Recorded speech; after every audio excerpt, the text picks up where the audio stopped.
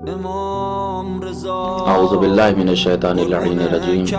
قال اللہ تبارک و تعالی فی القرآن الکریم بسم اللہ الرحمن الرحیم وجعلناہم ائمۃ یہدون بامرنا۔ ناظرین کرام، چونکہ ہماری گفتگو حضرت امام علی رضا علیہ السلام کی ولی عہدی کے متعلق جاری و ساری ہے، اس سے پہلے کی گفتگو میں نے یہ بیان کرنے کی کوشش کی کہ آخر کیا وجہ تھی، کیا سبب تھا کہ مامون عباسی نے حضرت امام علی رضا علیہ السلام کو اپنا ولی عہد قرار دیا۔ آج ہم یہ بیان کرنے کی کوشش کریں گے کہ آخر وہ کیا سبب تھا، کیا وجہ تھی کہ حضرت امام علی رضا علیہ السلام نے مامون عباسی کی ولی عہدی کو قبول فرمایا۔ چونکہ ہم جانتے ہیں اچھی طریقے سے، ہم اس مسئلے سے واقف ہیں کہ بنو عباس نے حکومت کو اختیار کرنے کے لیے ولایت اہل بیت اور حمایت اہل بیت علیہ السلام کا پرچم بلند کیا، حمایت کی آواز اٹھائی۔ جب بنو عباس نے بنو امیہ کی حکومت کو ختم کر دیا، گرا دیا اور مکمل طریقے سے یہ اقتدار پہ آ گئے، اختیار پہ آ گئے، تو وہ اہل بیت علیہ السلام کے جن کی حمایت کا پرچم بلند کیا تھا، جن کے ذریعے سے حکومت کو اختیار کیا تھا، انہی کے اوپر انہوں نے ظلم و تشدد کرنا شروع کر دیا۔ حتیٰ کہ جو علماء تاریخ ہیں ان کا یہ کہنا ہے کہ جو کچھ ظلم و ستم اہل بیت پیغمبر اسلام کے اوپر بنو امیہ نے کیا تھا، بنی عباس نے ان سے کم نہیں کیا۔ حتیٰ کہ امام علی رضا علیہ السلام سے پہلے امام موسیٰ کاظم علیہ السلام اور امام جعفر صادق علیہ السلام کو انہی بنو عباس کے خلفاء نے شہید کرایا، زہر سے شہید کیا، اور اس کے بعد اہل بیت علیہ السلام کی جو اولاد تھے، حسنی سادات جو تھے، ان کو بھی ان لوگوں نے قتل کرایا۔ اب ایسی صورت میں وہ کون سا ایسا موقع آ گیا تھا، کون سی ایسی حاجت اور ضرورت پیش آئی کہ امام علی رضا علیہ السلام نے مامون عباسی کی ولی عہدی کو قبول فرمایا؟ تو سب سے پہلے ہم یہاں پر ایک مختصر سا جواب دیں گے کہ امام علی رضا علیہ السلام چونکہ امام معصوم ہیں، اور جو امام معصوم ہیں تو محفوظ عن الخطا ہیں، گناہوں سے پاک ہیں، خطاؤں سے پاک ہیں، لرزشوں سے پاک ہیں۔ اور یہ ہمارا عقیدہ ہے کہ جتنے ہمارے ائمہ اہل بیت ہیں یہ معصوم ہیں، لیکن وہ علماء اہل سنت یا مسلمانوں کے جو دیگر علماء ہیں، وہ اگرچہ ائمہ اہل بیت علیہ السلام کو معصوم نہیں قبول کرتے، لیکن پھر بھی اپنے زمانے کا سب سے بڑا عالم، سب سے بڑا فقیہ، سب سے بڑا بصیر اور حکیم انسان سمجھتے ہیں۔ یہ ہمارا عقیدہ ہے کہ امام ہر خطا، ہر کمی، ہر گناہ اور ہر لرزش سے امام جو ہے وہ محفوظ ہوتا ہے۔ لہٰذا اب امام علی رضا علیہ السلام نے جو قدم اٹھایا، یا جتنے ہمارے ائمہ اہل بیت علیہ السلام نے جو بھی قدم اپنے زمانے کے اعتبار سے اٹھایا، وہ ریاست کے اعتبار سے، وہ حکمت کے اعتبار سے، وہ ملت کی مصلحت کے اعتبار سے، وہ شریعت کے اعتبار سے اور امت کے مفاد کے اعتبار سے وہ بہترین قدم تھا۔ اور امام علی رضا علیہ السلام نے جو ولی عہدی کو قبول کیا، ولی عہدی قبول کرنے کے لیے قدم اٹھایا، وہ بھی بہترین اور حکیمانہ قدم تھا۔ جب ہم امام علی رضا علیہ السلام کی حیات طیبہ کا مطالعہ کرتے ہیں تو ہمیں یہ چیز اچھی طریقے سے محسوس ہوتی ہے کہ جب مامون رشید نے امام علی رضا علیہ السلام کے سامنے ولی عہدی کے مسئلے کو پیش کیا، تو اب یہاں پر امام علی رضا علیہ السلام کے سامنے تین طریقے تھے۔ سب سے پہلا طریقہ یہ تھا کہ الرفض المطلق، مطلق طریقے سے امام علی رضا علیہ السلام اس ولی عہدی کا انکار کر دیتے کہ کسی بھی صورت میں اس ولی عہدی کو قبول نہیں کروں گا۔ اب جو دوسرا طریقہ امام علیہ السلام کے سامنے تھا وہ القبول المطلق، کہ مطلق طریقے سے امام ولی عہدی کو قبول کر لیتے کہ ٹھیک ہے، تو مجھے اگر ولی عہد بناتا ہے تو میں ہر طریقے سے تیری نصرت مدد کرنے کے لیے تیار ہوں، اس عہدے کو قبول کرنے کے لیے آمادہ ہوں۔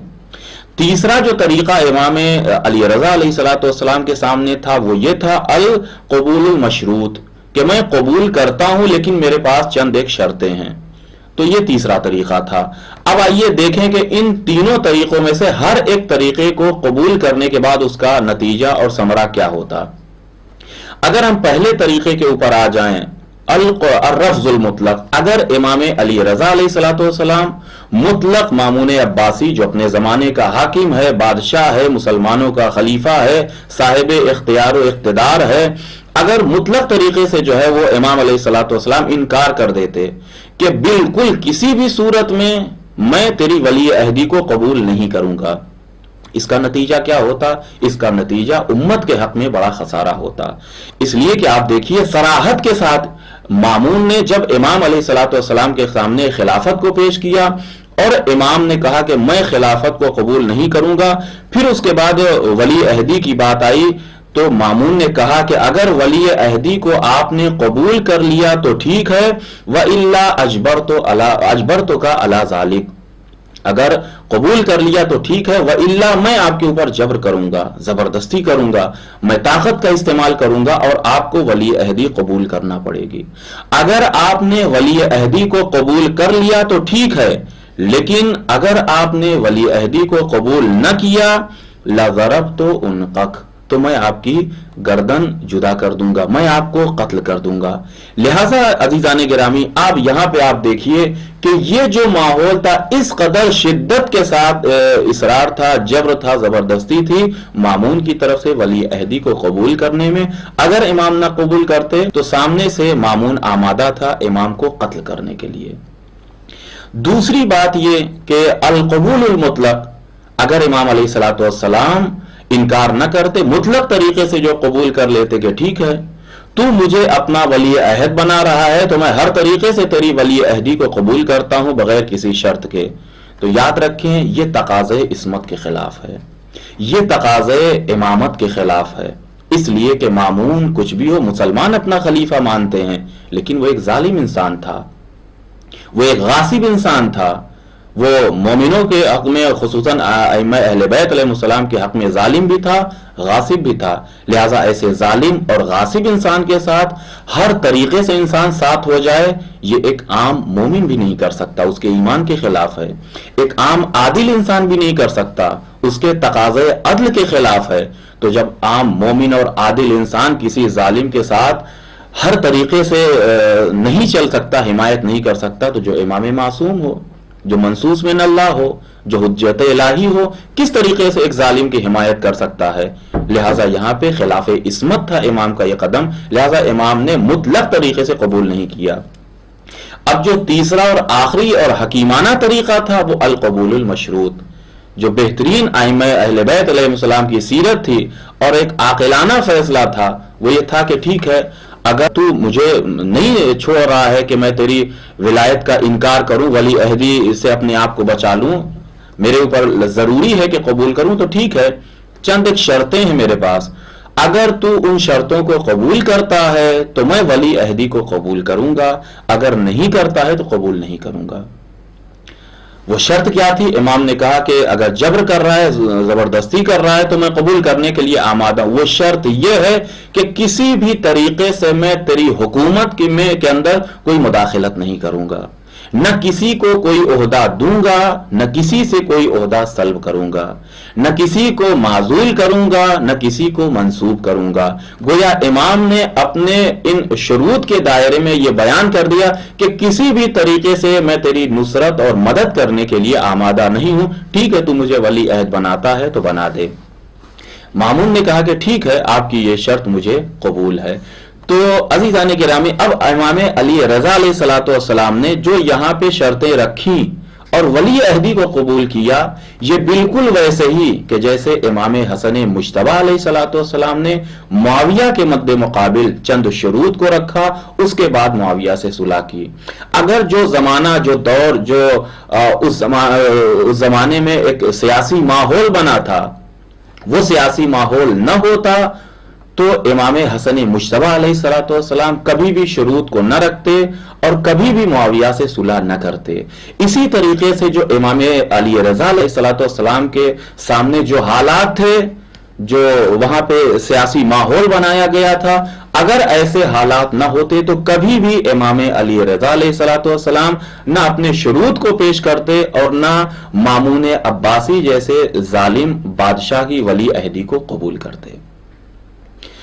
یہ امام علی رضا علیہ الصلوۃ والسلام کا حکیمانہ قدم تھا جو مامون عباسی کے مقابل میں امام نے اختیار کیا. یہی وجہ ہے کہ علامہ مجلسی علیہ الرحمہ نے بہار الانوار میں ذکر کیا،